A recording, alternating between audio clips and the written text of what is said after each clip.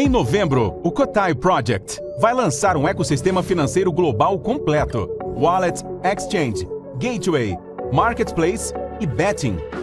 Tudo 100% em cripto, sem censura, sem limites, preservando o anonimato e a verdadeira descentralização. Vamos levar liberdade financeira e geográfica para milhões de pessoas. Prepare-se, novembro é o início de uma nova era. Cotai, o próximo nível da revolução cripto. Você falou, por exemplo, que o Brasil tem essa questão do clientelismo e tal. Sim. Muita coisa primária. Mas quando você olha, por exemplo, o Paraguai e pro Uruguai. Cara, o Paraguai tá crescendo muito. O Paraguai tá se industrializando. O Uruguai já é um país que é bem menor que o Brasil, é desse tamanho, é realmente muito pequeno. Sim. Mas o Uruguai já é um país que tá despontando juntamente. Tá chegando perto do nível do Chile, entendeu? Em questão de DH. Então tem renda, tem uma classe média muito mais robusta do que a nossa, entendeu? Não é uma pirâmide necessariamente. Sempre é teve. mais um losango e tal. E são países com problemas de América Latina, entendeu? Desigualdade, colonização, tem todo o processo que envolve também essa questão de reforma agrária, etc. Tem todos esses problemas, mas é um país que hoje, se a gente olhar para o Paraguai, tá se industrializando. O Paraguai tem baixíssima alíquota de imposto, então as coisas lá são baratas, as pessoas ganham pouco, mas vivem dentro do padrão de vida delas, sem endividamento, sem essas outras coisas, e tá conseguindo ter a primeira geração após agora, né, os filhos daqueles que estiveram na crise hiperinflacionária da década de 80, tá conseguindo viver e melhor que os pais. E o Brasil tá no processo inverso. E normalmente quem viveu aquele período, né, tá vivendo pior que os pais. Entendeu? Sim. Então, e como eu falei, essa é a base. Quando você consegue enriquecer essa classe mais pobre, você tem uma classe média mais robusta. E você tem uma classe média robusta, é o princípio de qualquer país desenvolvido, entendeu? O que você acha que esses países estão conseguindo fazer e o Brasil ainda não? Eu tenho uma visão um pouco diferente, sabe? Assim, eu entendo, por exemplo, que um país como o Uruguai é bem menos desigual que o Brasil, mas sempre foi menos desigual. O Brasil, ele tem 300 anos de escravidão na sua história, de uma população que, inclusive, majoritária no país, e que depois que teve o processo de abolição da escravidão, os setores que controlavam o que era a produção do café, logo as primeiras produções manufatureiras no país, falaram, não, esses escravos não servem para trabalhar aqui, a gente precisa de imigrante europeu. Se gerou todo um cenário social que se desenvolveu historicamente, que não tem paralelos num país como o Uruguai. Talvez tenha na Colômbia, talvez tenha no Equador. Sabe? O Uruguai é um país que se desenvolveu a partir de uma pequena propriedade mais universalmente distribuída, ainda que às custas do extermínio da população nativa, como foi a regra. Então ele tem um desenvolvimento histórico muito diferente do Brasil. O Uruguai sempre foi muito menos desigual que o Brasil. Sempre foi. Não é um país rico, é um país que tem muitos problemas. Não vejo como um país que está se industrializando, tá? Mas é um problema que herdou uma estrutura social muito menos desigual do que é a estrutura social brasileira. Agora, a Argentina também é um cenário parecido com o Uruguai nesse sentido, mas que passa por um processo que é o Brasil acelerado. Na minha opinião, o caminho que o Brasil está indo, a gente olha para a Argentina, a gente entende. A Argentina é um país que era o principal polo industrial da América Latina na virada do século XIX para o século XX, com algumas sobras, e que passa por um processo de industrialização muito mais antiga. Tem muito a ver com as indecisões de Perón ali durante a Segunda Guerra Mundial. Perón ficou sem saber se apoiava os nazistas ou os aliados na guerra. Foi muito ambíguo. Vargas também teve uma dúvida no começo, mas depois foi mais direto, entrou na guerra e tudo mais, enfim.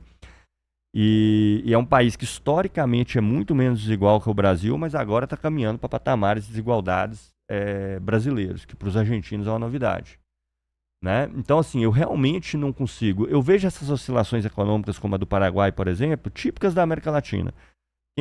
Os grupos de esquerda com os quais eu divirjo profundamente usavam todos esse exemplo há 10 anos atrás a Venezuela, que era o país da América Latina que mais crescia nos últimos 5, 6, 7 anos. E já naquela época, a minha posição era: esse crescimento não tem consistência. Esse crescimento está ligado ao preço do petróleo a nível mundial. Não há um processo de mudança estrutural do país de fato. Tinha algumas políticas sociais, algumas com algum grau de efetividade, mas que tinha a ver com essa renda do petróleo. Entende? Eu não vejo mudança estrutural desse país. Eu vejo a América Latina descendendo no mundo.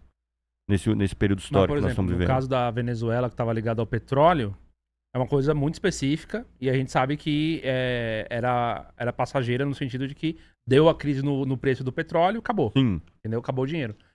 Mas o Paraguai, por exemplo, o Paraguai recebe investimentos, recebe milionários, pessoas que estão deixando de abrir empresas de indústrias. paraíso como- fiscal. Não apenas com. Não, paraíso fiscal é quando a pessoa física vai pra lá pra não pagar imposto. Sim, sim. Eu tô dizendo assim, o cara é empresário, ao invés dele abrir uma indústria e uma empresa aqui, ele vai pra ali, Foz do Iguaçu tem a ponte da amizade, certo? Uhum. Ele vai abrir no Paraguai e aí depois traz tudo pra cá e vende, entendeu? Poderia estar sendo feito aqui, mas não tá sendo feito. Entendo. Tá sendo feito lá fora. Eu acho muito residual, sabe? Pode ter dados que me contrariam. Eu não fiz nenhum estudo do Paraguai na história recente de fôlego, mas eu tenho sérias dúvidas disso aí. O Paraguai é um país O extremamente chat deve saber o nome dependente. da empresa brasileira que mudou a planta do Brasil pro Paraguai esse ano, que tá até na bolsa, né? Então, assim, empresa de bolsa é que fatura acima de 600 milhões no ano. Eu tenho um ditado, mas eu não tô lembrando ele aqui. Eu vou dar uma de Chapolin Colorado, se eu tentar lembrar aqui. Mas a ideia do ditado é aquilo. Quando a coisa é muito pequena, qualquer coisinha que vem ali Entendi. né? O Paraguai é um país dependente. Um dos principais fontes econômicos do Paraguai nas últimas décadas é Itaipu. Que o Brasil construiu Só Itaipu. colocar a lupo. Hã? A Lupo. Essa mesmo. Obrigado. O chat tá ligado. O chat tá A esperto. Lupo foi pra lá, isso? Foi pra lá. Ah, tá. Veja, uma das principais receitas do Paraguai, qual o país depende economicamente, é Itaipu, duplamente. Tanto porque ele tem energia que abastece o país inteiro com Itaipu, é suficiente para isso, como sobra essa energia Ele vende pra cá. e vende para o Brasil. Isso é um negócio decisivo lá para o Paraguai. Inclusive andaram renegociando, que o preço era irrisório. Veja, Itaipu, que é uma das maiores usinas do Brasil, mas Itaipu, dentro da malha energética brasileira inteira, hoje é pequeno. O Brasil tem outras usinas tão grandes quanto Itaipu, tem uma malha gigantesca espalhada pelo Brasil inteiro. Né? Itaipu para o Paraguai é a economia do Paraguai inteira. Né? Assim, usando uma metáfora, um exagero retórico. Então é uma coisa muito pequena, sabe? Assim, e eu tenho dúvidas também, sabe? Da efetividade desse processo que você fala. Mas depois eu posso investigar mais a fundo. Cadê o pessoal? Voltou aí na enquete? Faz aí Faz aí o encerramento da enquete aí, Gabriel. Deixa eu ver o resultado. Eu não tô conseguindo ver o resultado, velho. Aqui, ó. Não. 74 sim, 26 não.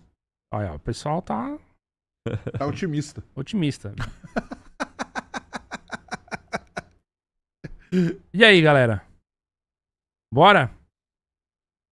Bora industrializar o Brasil? Ano que vem vai ser o ano da gente conversar com os políticos, Sérgio. Vai ser um barato, cara. Vai Se ser, você me cara. chamar, eu só vou perguntar terras raras. Perguntar só de 3 coisas: terras raras, GPS brasileiro. Vamos lá. Que mais? Que mais? Ah, então, uma coisa interessante. Bilionários. Eles têm um papel importante na geração de tecnologia. Tem? Fora do Brasil. Esquece o Brasil. Esquece o Brasil, que aí é Brasil. Brasil é coisa de... Como é que é? Os caras lá Então, mas no Brasil podia ter, cara. No Brasil podia ter. É tudo banqueiro. Os caras podiam fazer, mas os caras podiam fazer um fundo. Tudo rentista. Criar uma... Porque, por exemplo, você pega os Estados Unidos, o que os caras fazem? As grandes famílias, as famílias ricas, elas vão lá e investem numa universidade, criam um prédio. Tanto que os prédios, né, e as universidades, eles têm nome da família, né? Por exemplo, a Universidade de John Hopkins, ela tem esse nome por causa do John Hopkins, entendeu? É um cara que tinha muita grana, foi lá, colocou lá e a galera estuda lá e é financiada e tal, não sei o quê. Aqui no Brasil podia ser do mesmo jeito? Podia, ué. Podia. Podia. Então, e esses fundos, por exemplo, mesmo que você está falando das universidades, mas mesmo se eu quiser criar um fundo, eu quero criar um fundo, certo? Porque no Brasil aí junta... porque no Brasil não vai dar, tá? Assim. Estão falando de um país hipotético parecido com o Brasil, que tem algumas grandes empresas, que tem muita grana e que esses caras poderiam investir em ciência e tecnologia. Eles poderiam, muito bem. Entendeu? Eles poderiam criar um centro de pesquisa. Centro de pesquisa VEG, por exemplo. Falando da VEG lá de novo. Centro de pesquisa da, sei lá, é porque a Americanas faliu, né? Mas vamos supor que não. Centro de pesquisa da Americanas, entendeu? Podia ter. Isso aí podia ter. Numa boa. Que é o que acontece. Nos Estados Unidos tem isso, né? Então essas famílias, essas coisas, você vai lá, tem o prédio do fulano de tal. Sendo na universidade americana, tem lá o prédio. Ah, e esse prédio aqui não? Esse prédio aqui é da família tal. Museu, entendeu? Museu nos Estados Unidos, muitos museus são criados, né, e mantidos por determinadas famílias. São. Tem grana, cara. É. Tem grana pra caramba. E não só da minha área. Eu, quando fui em Dallas lá ver o eclipse, eu levei a minha galera que tava comigo toda no museu. Não sou criacionista, vocês sabem disso. Mas eu levei a galera no museu criacionista só pra eles verem como tem família que tem grana e é daquela vertente criacionista. O que o cara fez? Criou um museu muito foda, cara.